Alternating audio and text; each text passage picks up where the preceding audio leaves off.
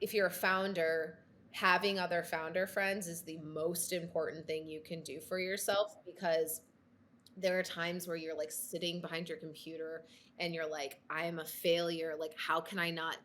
I didn't grow this fast enough. And why is this so hard for me? And you just think that it's just you. But when you surround yourself with founders and you're all sitting around the table and you're like, this is really fucking hard. And everybody's sharing, like, their stories of somebody who made it to the end of diligence. They planned their entire fundraise around them, and then they pulled out at the last minute, and they were like, had no capital left, and they were like literally transferring money to do payroll from their own personal, like, literally these stories are a dime a dozen. And once you remember that and you surround yourself with that, you're like, okay, I'm doing okay. Like, this is just par for the course.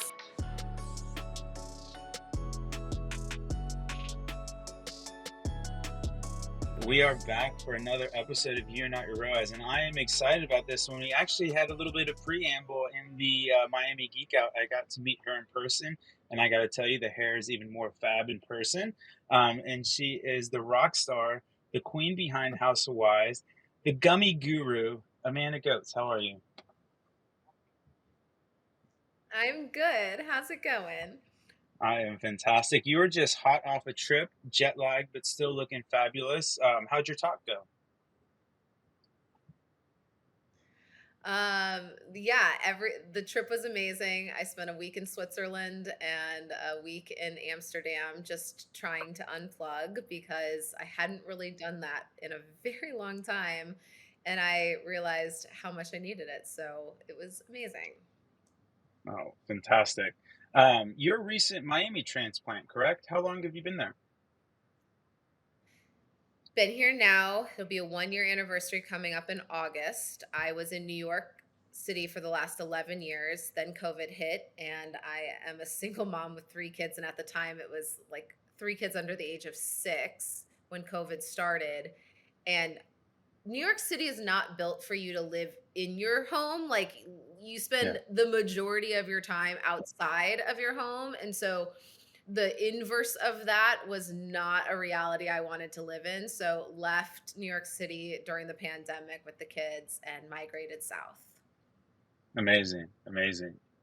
How did you, I guess let's kind of just jump into a little bit of your backstory. How did you get into entrepreneurship? Is it, I can't even pronounce it, Avalinder? Or your wedding tech company? Was that your first foray, or was it even younger than Oh, that? a Valander. Avalinder, yeah. Oh my A gosh. Valander. Yeah, availability calendar, a Valander. So interestingly enough, like, I grew up in a small town, 800 people, like in the middle of central Illinois. Um, Neither of my parents went to college. And so on paper, my dad is the town plumber and electrician, etc. But like, he is an entrepreneur. He started that business right out of high school and built it to successfully, provide for our family while my mom took care of us. And I watched him go through the ups and downs of what it looks like to have a business, to balance his life. Like, he never missed his golf on Thursday mornings. He never missed one of my basketball games. He was the high school golf coach for my brother. Like, he was very, very, like, focused on making sure that he fulfilled all areas of his life that were important to him. But also, it came with like the ups and downs of owning a business. So I saw all of that kind Sure. of firsthand. But then my first job, so I don't think I've ever shared this, but so my senior year of college, I was already married. Like, I got married super young, and Oh, wow. I wanted to graduate early. Yeah. And so I wanted to graduate early because, one, I was paying for college. Two, I now had a husband who lived in Chicago. And so I wanted to get out of college. And so I had to take 18 hours of credits to graduate early, and I took them Monday, Tuesday, Wednesday, full days of class. Then on Wednesdays, I would take a bus up to Chicago to be with my husband at the time, and I worked at Ernst and Young um, Mm. for 10 hours on Thursday, 10 hours on Friday as an internship. And so my first job after I graduated that December was I went full time to Ernst and Young, and I helped manage their Entrepreneur of the Year program. So I was analyzing companies that were going through EOY and shepherding them through the program. So I got to actually like, like Linnell Kirby of Ulta and like big name founders and entrepreneurs who were, nearing the IPO potential. And so that was actually my first exposure really upfront to what it was like to build a venture backed business. Oh wow, that's some hustle from some young age. That's incredible. I'm also a Big Ten guy. I went to Indiana. Wait, I really? actually, Where? yeah, Indiana. Yeah, yeah, yeah. Oh, I've been to, what is it called, Little Five? Oh my gosh, you know how to get down then. Yeah, that's a unique experience to say the least. Oh my god, I have some stories, but that's a different podcast. Yeah, we could swap them offline.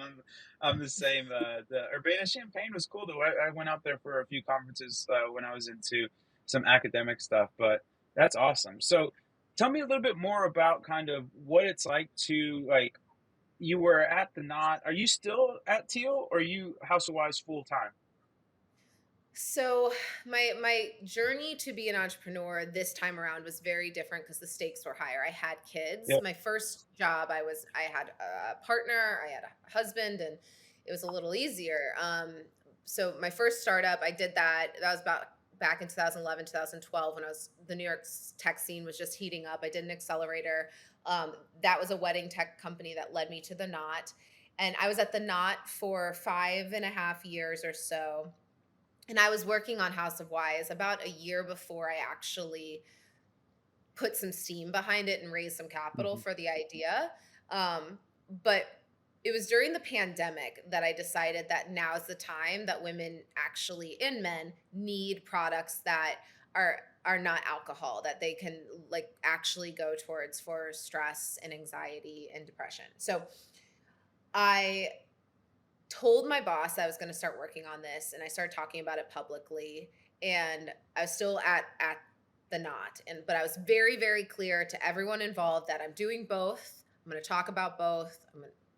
Everybody's clear. Then what happened was towards like September, October, I raised a round of capital in June. Then towards September, October, I realized that House of Wise needed more of me, not just Hmm. nights and weekends. And so it was very serendipitous. I'd been talking to Dave Fano, the founder of Teal, and loved what he was doing around career Hmm. management. And there really wasn't something like it out there. And so we started talking, and he was like, "Hey, if you would ever want to be a fractional CMO and help us like figure out go to market strategy, like I'm down." I was like, "Let's do it. Let's time box it though, because I want to manage expectations, because I'm going to go raise a round of true like seed round Q1 of next year." So we did a 6-month fractional CMO, where I helped him think through kind of go to market strategy, set up like the idea around his marketing team, etc.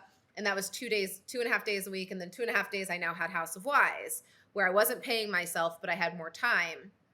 Then fast forward to 6 months is over. By then, that was my deadline to raise the round of capital. And I did. And so I raised the 2 million seed round. And so now I could pay myself a little something, build out a team. And so at that moment, I transitioned to an advisor role of Teal. How cool! You are just what a rock star you are. Or a masochist. Like one or the Yeah, tomato, other. tomato. Um, Tell me a little bit about raising money. I mean, 2 million? That's pretty substantial. That's pretty awesome. What was that like? Was that pretty difficult? Was that like a road show? Like, how was this just people you knew through your network? Like, give me a little bit of color there. Oh, I mean, what I say now is not applicable to the market right now. Like it was raising 2 million Q1 of 2021 is like night and day from raising capital right now. So a couple of things when I was raising at that time, like you have to remember a couple of things were true. One, we were still in the thick of the pandemic, and we Clubhouse was still a thing.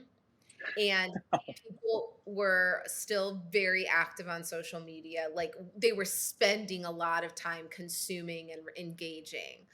And so raising at that point, and especially because I had built up a pretty decent Twitter following. So I was kind of just sharing the story of what I was doing and why it was important and how it was different, because we're obviously different. I know this.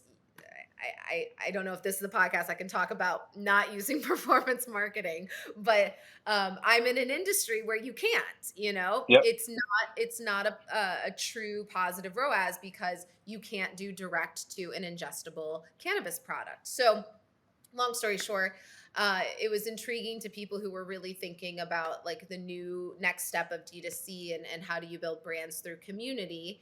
And so I was able to raise the 2 million pretty quickly, just because we got a lead investor. It just clicked, and he had known me from Twitter, and so it clicked. And then everyone followed on. Like literally raising capital is like, it's like lemmings. Like once one person that Hmm. has some semblance of influence to other investors, once they jump on, everybody's like, oh, okay, this someone else legitimized it, I can go on now. And so it's really about finding that linchpin.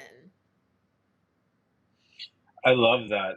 First of all, congrats. And the other thing that I use the analogy in terms of capital raising is throwing a party. And like nobody wants to be the first person at the party. Like you invite, hey man, I'm gonna have this party. You should come. You're like, okay, cool. The first question everybody asks is, oh, who's coming? And so like the who's Yeah. coming invite list is the cap table. And so like all you need is like if I tell people, hey, I'm throwing a party and Amanda's coming, everybody's like, hell yeah, I'm coming. And then it's just that you need that like wedge that breaks the dam, and then it's just this flood of awesomeness. That's incredible. Have you always been so fashionable? Kind of a random question, but I just follow your stuff. I follow you on all your like on your instas and everything, and you're just like so hip. And I don't know, is that like in a because you're coming from? I No, mean, I guess Chicago's kind of fashiony, no, Easta-ish, but like oh I'm from God. the Okay, I Midwest. will The Midwest is not text fashionable. you. I will text you what I looked like. No, you want to know something funny is I was a quote unquote tomboy. Like I was an athlete my whole life. So in high school, like I didn't wear makeup. I wore jerseys every day, either a football jersey or like a Reggie Miller jersey or whatever. Like I was like a through and through athlete. Uh then like no, it wasn't until I got divorced. And something happens when you get divorced that you lose all sense of identity. You have no clue who you are, and you're kind of like, I have to start from scratch and figure out who I am independent of. And for me, it was an 11-year marriage. And so that was like an interesting kind of like rebirth, I think, of like who I am, who I want to be. Like, and obviously then you're single, and I was a single mom. So I was like, I got to get back out in the dating world again. So I had to care what I looked like. Like, there was so much to it. But no, I was not. This is like, and trust me, 5 minutes ago, I was wearing like the Geek Outs hoodie. So I appreciate you. That's amazing. Oh, I love it. Um, so kind of in that same vein of that rebirth, excuse me, you're super fit, you're super motivated, you're mentally super sharp. How do you, and you have three kids, like how do like do you use resources, frameworks? Like how do you stay so fit, so happy, so motivated? Like what is there any things that you can share with our listeners in terms of like secrets, routines, anything like that? Yeah, I mean, I'm a fun robot. But I'll share a few things that I've learned. So the best thing about Ernst and Young, starting my career there, is they had a lot of focus on learning and development. And like I took like a course on the 4-day work week and a course on 7 habits, and that was very early in my career. But um, I've always done a lot. Like I told you, like I Mhm. graduated early, and I was working at Ernst and Young, and I had 3 jobs in college. Like I've always been a person that had like a lot of stokes in the fire, so to speak. But the things that I've learned, I'll say a few things. One, habit loops are your friend when it comes to efficiency. Like the less decisions I have to make in a day, the better. And so I time block my days, and they're pretty consistent every day. Like I know my flow state and my cortisol levels are higher in the morning. I can hit flow state easier. That's like when I do all of my what I call offensive work, meaning it's projects that matter to me and are aligned with like the goals I'm working on. And I never have more than 3 things that I want to do in that like 2 hour time block, because 3 is manageable. If I hit 3 and I could have more time, then I'll do something else. But like I will always tackle 3 things. And so imagine if you just got 3 things done a day, but they were the most important 3 things. Like you really, really chip away at like meaty projects. So that's number one. I block my calendar before 11 a.m. and only until 11 a.m. is when I can take meetings. At 3 p.m. is when my cortisol levels like truly, truly start to like nosedive and I hit that wall. And so I've efficiently like found that working out at that time helps to restabilize, because most people like reach for the cup of Interesting. coffee or sugar or something to like get through the afternoon. If you work out and not try to like push through till 5 p.m., like work out when you start to feel that crash, because you'll naturally get your like adrenaline back up and restabilize your like it's called adrenal fatigue, but like you'll bring that back up. And so I'll do that in the afternoon, come back, crank out a little bit more work. Then by 5:30, 6 p.m., I've now gotten the things I wanted to done. I've done the meetings. I've gotten my workout in, and now it's like phone away kid time for the next 3 hours. And then I think the biggest secret of all that like I feel like is unpopular is I don't work at night. I truly shut off and I read and then I go to bed. And I go to bed every night before 9 p.m. That's like I may sound like an old lady, but for me, sleep has always like even in college, I was like the person that pretended to drink, and then like once everybody was hammered, I'd like go out of there, and then I would go to bed because I had to be up at 6 in the morning to like teach group fitness classes. But like for me, it's about one, understanding your body and aligning your work to when your body, it's just like an athlete. Like if you don't think about your biomechanics and when you have energy and when you don't, like really, really thinking about your work from a how can I do my best work from a biological standpoint. That's brilliant. I love the offensive kind of defensive type of thing. And that, do you have any? Because I'm trying to get the bedtime thing down too. Because I know when I sleep more, like or get to bed early, like when I win my morning, I win my day. And when I lose my morning, it can be super challenging. And one of the things, I'm in Central Time Zone, and my bosses are in Eastern, and then we have people in Israel that are 7 hours ahead. So you can wake up to just this deluge of just stuff that you want to touch and get on. How do you get to bed at 9 p.m.? Do you have like an alarm? Do you have like, is there, I'm trying to build a morning or an evening routine because I know that's what I need to do, but I can't, like, I struggle with it. And then I want to spend time with my partner and I feel bad going to bed early. And like, so any like tips Yeah. there? So I'll say the first thing, like when you wake up and you see all that stuff coming from Israel and other people, like that's like the first issue, because you can't look at it. Like you have to keep all your Uh, notifications off, because all of a sudden then that's now in your brain and you think, well, that'll take 2 seconds. Let me just respond to that and respond to that. And now you're on their time and they're like, none of that's urgent. If it was urgent, they'd text you. And so I think like matching your to-dos with like the channel and making sure that you block out that so you can own your morning. But nighttime is okay. So the because we have a sleep product, we've worked with sleep experts and sleep doctors. The 2 biggest things around sleep that affect sleep, the first one is stress. yeah. That'll affect your sleep. The second one is temperature, and the third one is food, caffeine, etc., what you've ingested. So if you just focus on those 3 things. So stress, like that's why I built a CBD business, because it is directly correlated with reducing your cortisol levels and working with your endocannabinoid system.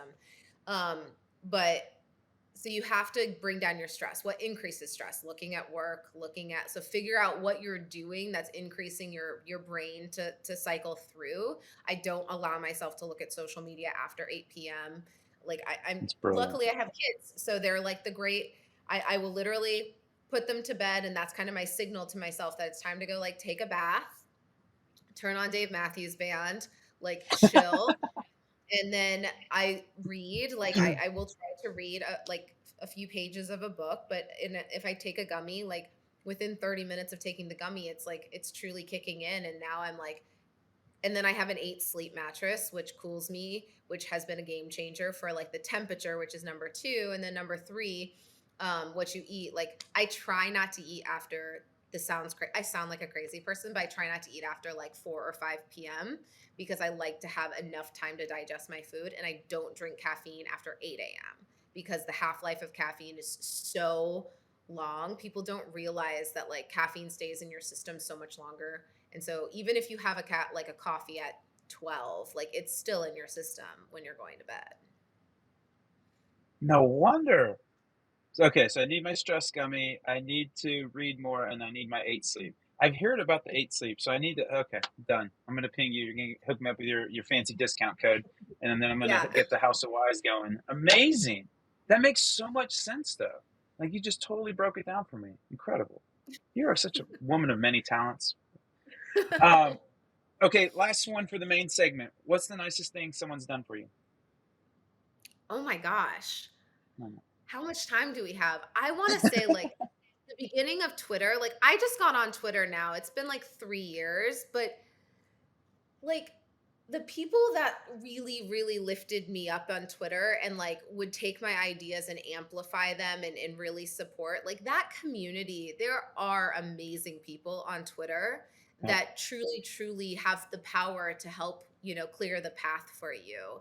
And so men and women, I will say like there is an incredible community on there. Obviously Twitter comes with its own bag of like stuff, but there's some OG people from my first days of Twitter that really have like like they're out there working for House of Wise without working for House of Wise. Like they're helping find investors, they're helping champion the product. So I would say that, and honestly, my kids Aw.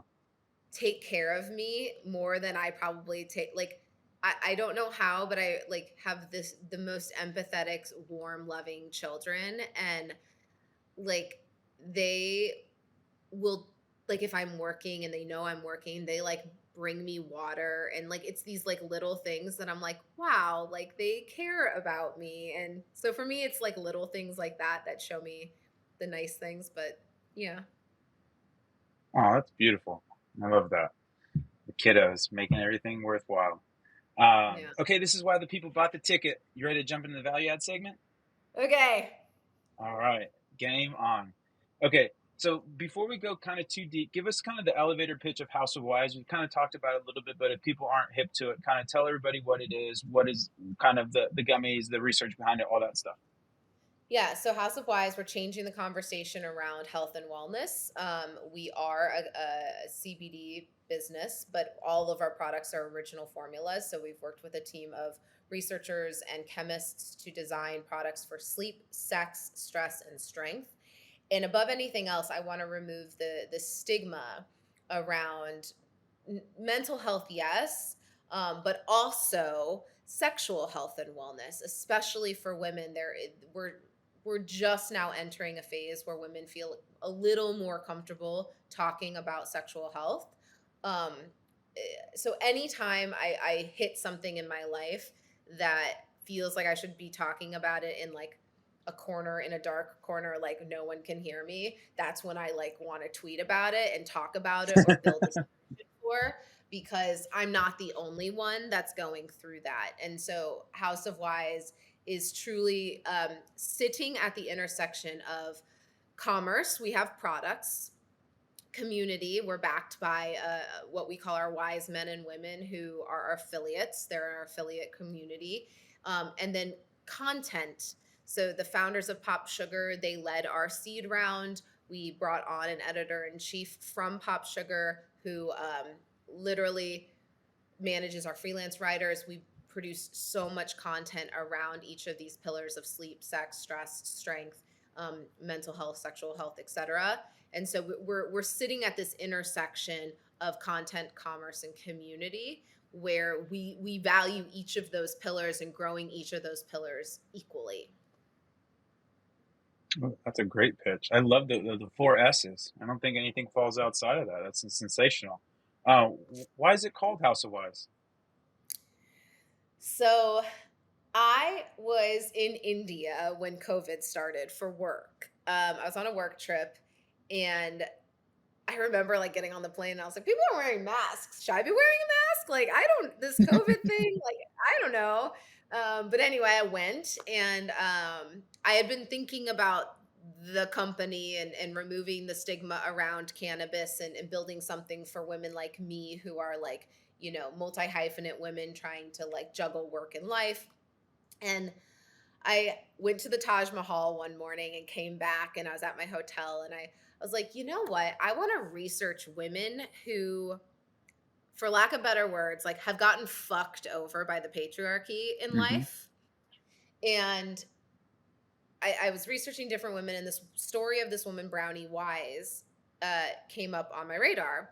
And she was she worked for Tupperware, and Earl Tupper was the CEO. He created the little kitchen storage thing. But Brownie Wise was the woman who realized that women are so fucking influential and powerful and have the buying power. And so she's the one who created the Tupperware party, where women could come together, sell the stuff to their friends. Oh, So she took what was a very tiny business around kitchen storage and made it a massive business. And when she asked to, have equity in the company, have an executive position, by that point, the company had already been huge. And so Earl Tupper actually fired her and then sold the company like 3 or 4 months later. And she got nothing. So I named the company after her, as kind of a like, fuck the patriarchy, little zinger in there. that is one of the coolest naming stories ever. Normally, somebody's like, "Yeah, I was drunk one night, and this is kind of what we came up with, and the URL was open." Like that was like the most meaningful founding name story ever. How cool! Oh wow! And then, so tell me a little bit about, because you do have a really really strong brand across multiple channels too, your LinkedIn, your Instagram, your Twitters. How important is it to keep building your personal brand alongside of House of Wise? Because there is a bit of a halo effect, right, from your personal brand into, especially in some sense, like the sexuality angles, like you're very attractive, very fit, in terms of the strength angles, in terms of the stress stuff. Like you have the mom thing going, and you're seriously like one of the most motivated. Like you do so much stuff. How do you kind of see that balancing in terms of building your personal brand and then that halo effect that it has for House of Wise? Well, thank you. You're very kind. I get this question a lot of like, do you need to have a personal brand to be a founder? And I always say like the answer depends on what industry you're going into and who you're speaking to, and are you the person that is the most equipped to speak to those people? Um, and for me, I was creating a company and a line of products that were literally created for me. Like I had never touched cannabis before in my life. And when I went to explore the industry, I didn't feel like there were brands that were speaking to me, someone who I wasn't trying to get high. I was truly, truly looking to manage my anxiety. And I was scared of like marijuana leaves and like all this stuff. I was like, I have 3 toddlers, and this is my first step into cannabis. And so I was creating something that was truly, truly targeted at me. And so when you're solving your own problems, that becomes interesting. And then I did, as a marketer, like obviously I did a lot of market research, and I surveyed about 100 women, and I said, like, one, can you name a CBD brand? And they couldn't. Like, brand recall was very, very low, for any brand. This is prior to me launching House of Wise. And then the second question I asked them was, what are the factors that are most important to you in choosing if you were going to try a CBD product? So the three things were trust, efficacy, and who's behind it. Like I had this whole list and they would rank each of them. So trust meaning can I trust like the product, where it's coming from, and also like I'm ingesting something. Efficacy, will it actually work? Will I feel something? And then who's behind it? And the cannabis industry is primarily still male dominated. And so I think that that was really, really important for me to show like these are products I use. I'm a single mom. I have three toddlers. Like I had a corporate job at the time. Like, and I use all of these products. And so if any of these things resonate with you, like increased anxiety over the age of 30, like hormonal issues, like libido dropping because of a variety of reasons, like there's so many things that women don't feel like they're equipped to learn about and talk about, and then the solutions for them. So I felt like it was really important for me to kind of be out there. Now I don't want to be the face of the brand forever, meaning like Hmm. House of Wise will grow beyond me, and I cannot wait for that day, because it will be an amazing milestone to have people be like, Amanda Goetz, never heard of her. House of Wise, love the gummies. Like that would be a great day in my book. That is cool. What a really tactical approach too. I love that. And those three pillars make a ton of sense. Where you want the trust, the efficacy, but then there's also like you're that linchpin that brings those two really important parts that these people are looking for, and you're kind of the manifestation of that. That's really Yeah, I awesome, think Amanda. women are becoming way more sensitive to brands targeting at women but led by men. Right. Yeah, totally. Um, what are the best parts and hardest parts of running House of Wise? Best parts are the connections, like the emotional connections. Like I know most of our wise men and women were still like around 1,000 people selling the products, and um like just like they're in my DMs telling me stories, and like I know about their lives. And so for me it's the like true emotional connection with the community, and I know them, like they feel like they have access to me. Um Downs are just like it's fucking hard. Like it's Yeah. really hard. Um I have like 8,000 headwinds. Like I picked the hardest industry to build. Like we talked about, you can't do Google and Facebook advertising like in an efficient way. There's ways to work around it, but it's not necessarily um, smart money. Um, and I can't do SMS marketing because the phone carriers don't allow cannabis.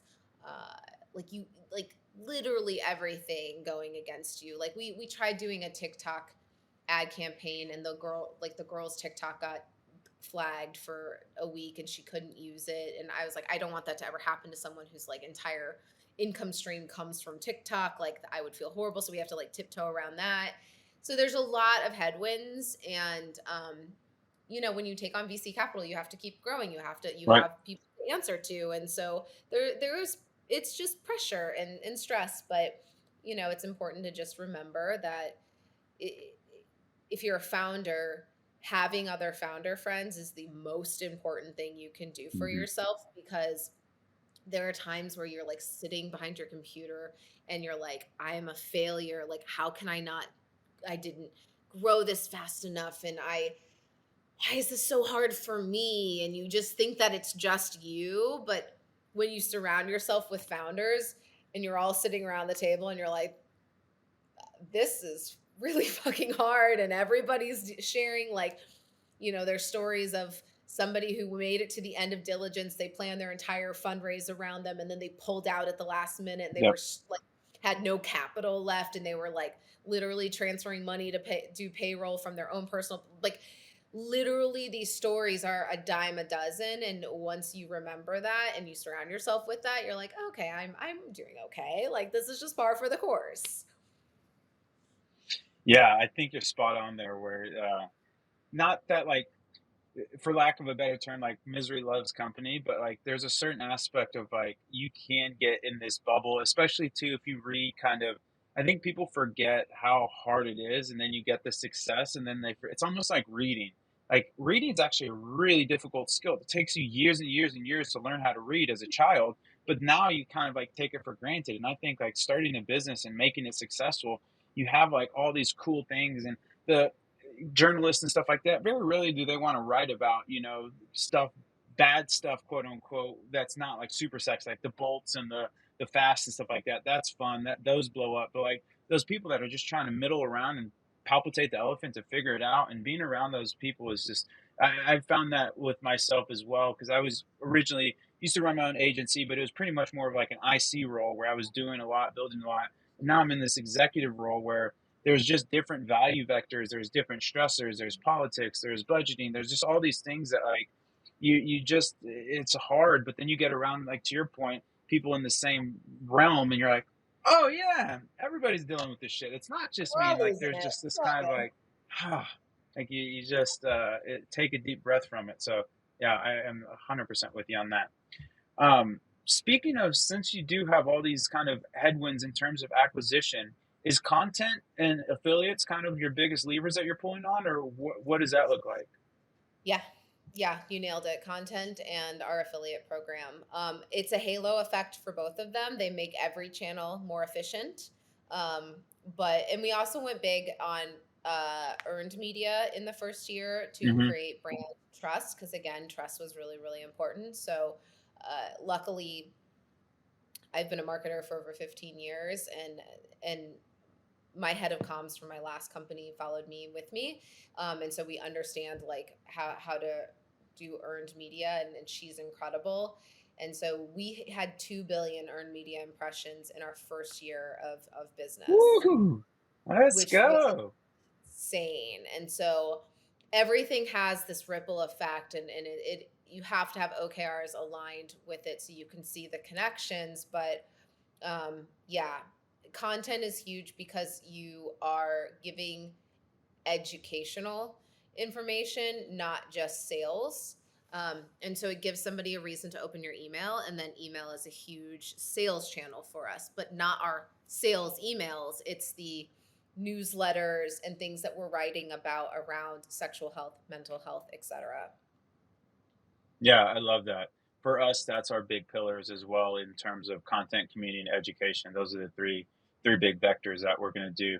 Are you going to do any in real life stuff? We're actually leaning fairly heavily into events this year, and they're a little bit capital intensive, but you can get some people to sponsor it, so you can kind of cushion the nut. But would you guys ever? Are you guys thinking about that at all, or not? Not really. Down the line, because we are community backed, I think where we're at this stage of the company, like we're only now 16 months old, we're still very Yeah, early. We need to still like, I said year one was laying the foundation. Year two is kind of like plumbing and wiring. Like we need to make sure that everything's working efficiently before we, do the things that are the like pretty window dressings and putting yeah, the like yeah, whatever in the pool in the backyard. Like we need to like get our plumbing and stuff figured out. So right now we're doing all the kind of like boring stuff that's not as flashy, which is making sure that all of our like when we do paid, it's like going to the right landing pages. Those are efficient. Our yeah. emails are efficient. Like everything is like truly, truly set. When you open the top of the funnel, it's the most efficient opening that you can have. Yeah, I love that. Um, Tell me how you think the next 2 to 3 years of e-commerce are going to unfold, and then tell me how you think that is going to impact House of Wise. Couple predictions. Let's see here. Number one, I think we're going to continue to see community as like the pillar, and people really, really harnessing like what does community mean, because now everyone's saying you have to have a community. Well, people's attention spans are so finite. What does community mean? And I think that we're going to kind of crystallize that a little bit more, and you're going to see people who are doing it well come to the front. I would say we are probably, this is my hot take, I think that we're going to start to see more direct mail come back, Hmm. because it's so hard to break through the noise of the digital landscape now. And if you can create an immersive experience that is offline, that is huge. And so it has to be done in the right way, because we all, when you get a stack of mail and it's just like a bunch, you're just flyers, blah, like throwing them out as fast as humanly possible. But if it's done right, I think that like having that that kind of offline experience is going to be big. And then I do think partnerships like Goop and Poosh doing the candle together, like we just saw it on like the Kardashians, but like seeing more intersection of major brands I think is just like a no brainer because you have two sets of audiences that are share alignment on mission and values and whatnot. And so I have a feeling we'll see more of that just because CACs are just continuing to increase and it's a lot harder to widen the top of the funnel. Yeah, I'm totally with you on that. I'm pretty bullish also on like I'd open a letter from you. Of course. It's Amanda. Why wouldn't I want I there's some really cool stuff you can do with Post Pilot, with Klaviyo. Like I'm pretty bullish on, and you can do it in a segmented manner that makes it make the economics work. And Yeah. to your point, it's a really intimate medium.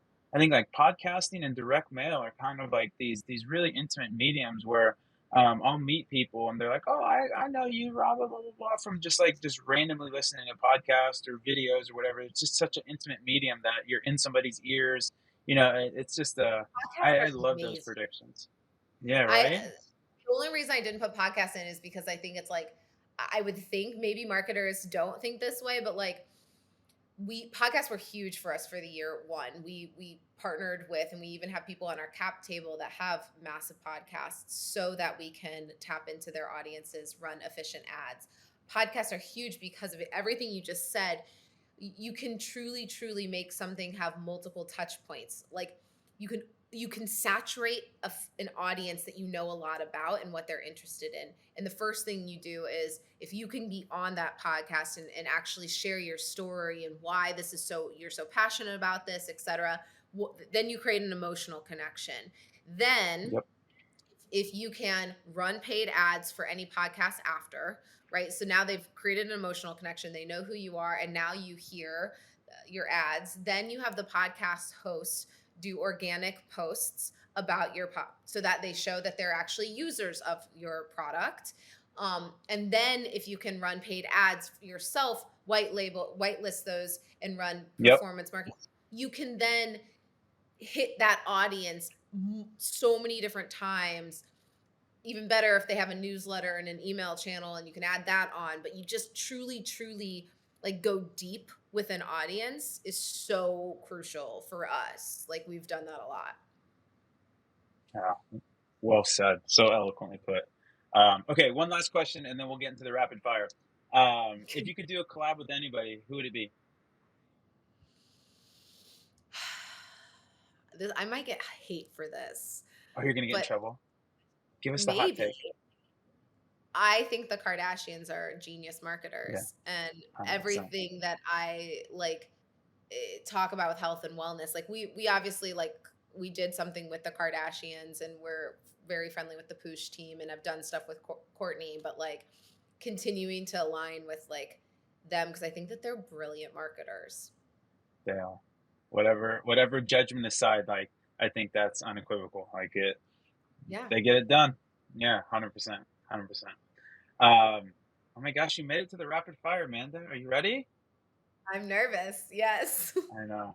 Okay, I'll take it easy on you, or will I? All right. Overrated, underrated. Miami. Under. Oh, really? Okay. Yeah. It's Overrated. incredible. You like it?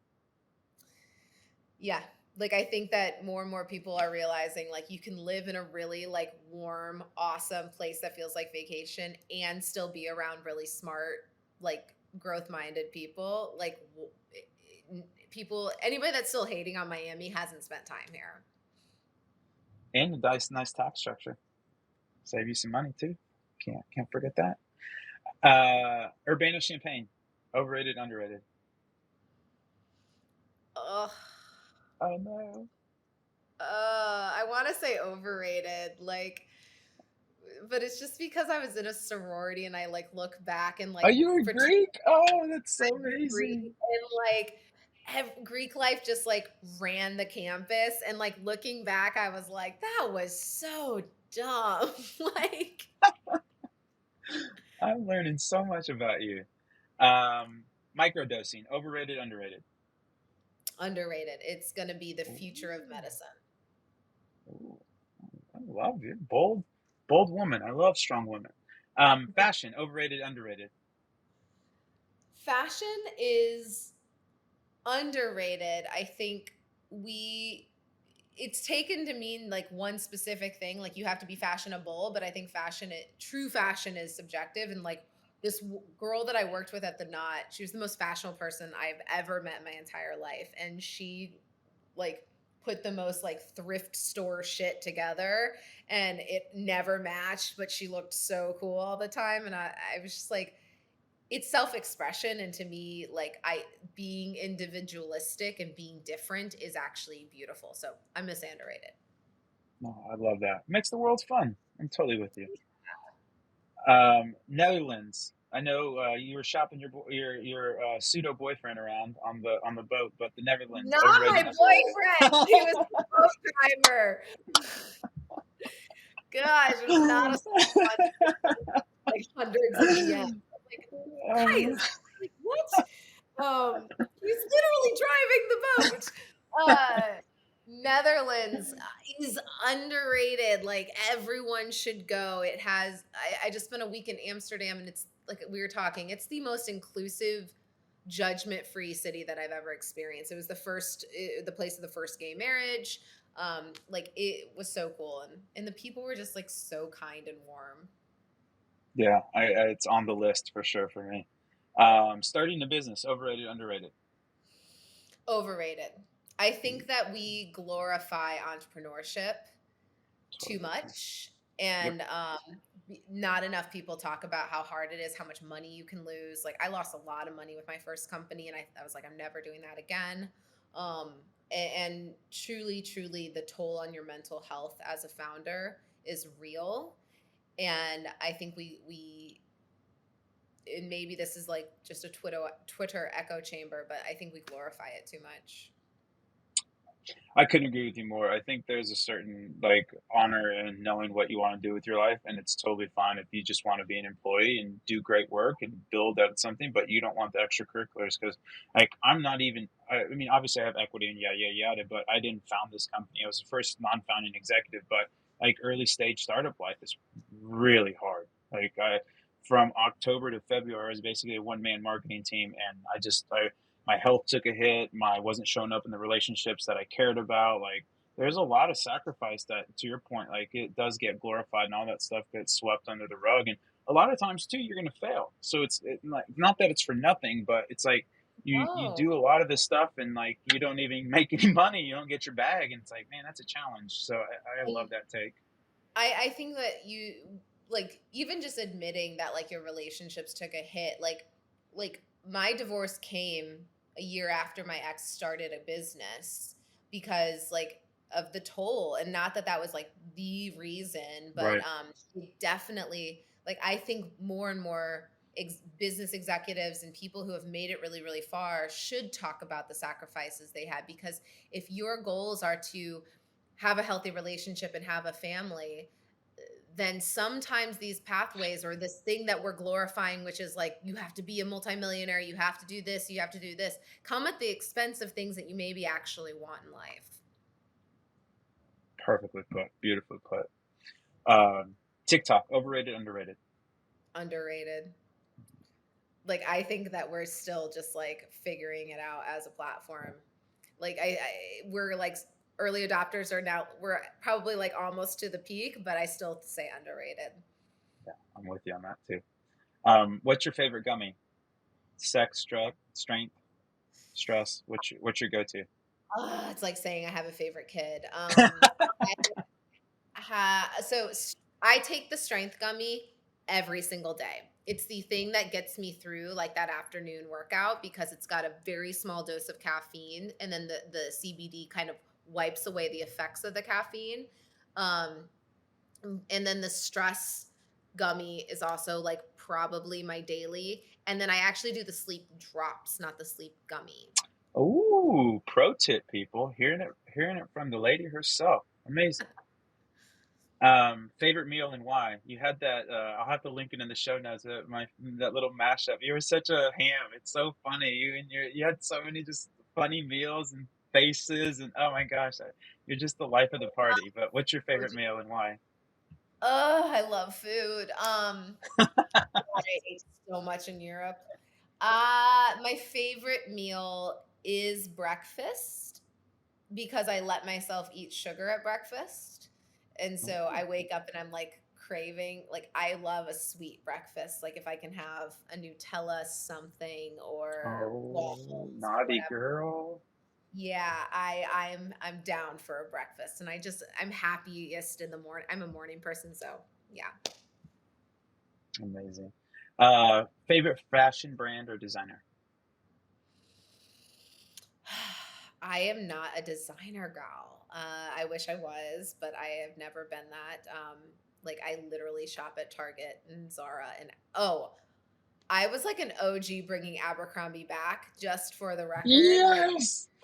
I am one of those people that like 6 years ago was like, I think Abercrombie is gonna be cool again. So I would say 70% of my wardrobe is Abercrombie. Not Oh my God, joking. that makes me so happy. I actually used to work there, and that's amazing. Same. Oh my God, what a ridiculous job! Oh I my swear gosh. I still have, like, Fierce, the cologne, like, is somewhere in my DNA. I used to rage in my younger years, and so that was like the worst job to go into hungover because you have this like crazy cologne smell. Then you got the oomsa oomsa music. Like it was, oh my gosh, I remember the good old days to be young again. Um, Favorite place travel to and why? Um, I loved I did love Switzerland, going to the Alps and, like, hiking and being away from it all. Hmm. I don't know if that's just, like, selection bias because I was just there. I also really love Costa Rica. Like, I think that there's so much diversity in, like, what you can do. Like, I went one time and, like literally one day I'm like whitewater rafting and then the next day I'm like hiking with monkeys and the next day I'm in Yeah, like the rain like the cloud forest like yeah. thing. Like I think that there's a lot you can do and it's such a quick flight. Like you can literally from Miami be there in like hour and a half.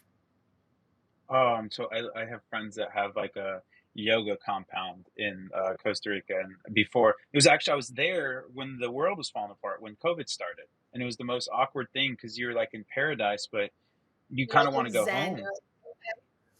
No, it's legit. Like, so my buddy's dad is like a Buddhist monk, and so he'd lead us through meditations, and it was I he's a need to strength guy.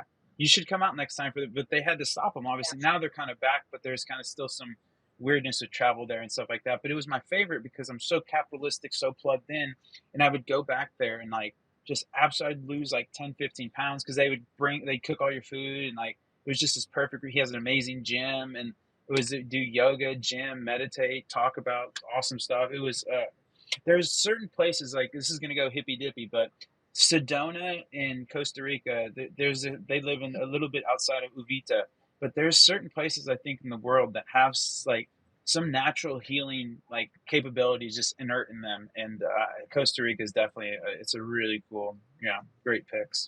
I We are agree two with you. peas of the pod, Yeah. me and Amanda. Okay, last one, and then we'll wrap it up. If you could have dinner with three people dead or alive, who would it be? So you're sitting at a four-person table. You're sitting at the head. Who's getting the three invites? Oh my God. Michelle Obama. Okay. I want to know what it was like, what it's like to like be have a successful relationship, have your individuality, like all those things. Michelle Obama. Okay, I kind of want Oprah too because I think one they'll have like an interesting dynamic because they know each other, Uh-huh. but two, I just think like what Oprah has done with her life and she remained single like her whole life, and like how she handled like all the things that she had to be like she had to go through, like her resilience. Who would I put in there?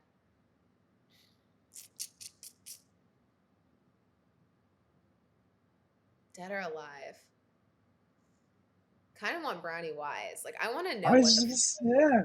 Yeah, like, I would love to have her and also be able to be like, I built a company in your honor, like, because we needed more women like you, like, forging the path, and I kinda would do it just so that way she knew that, like, it wasn't for naught, like, cause she went into hiding after that, and she kinda, like, died alone, and so I would want her to know that her legacy stayed on.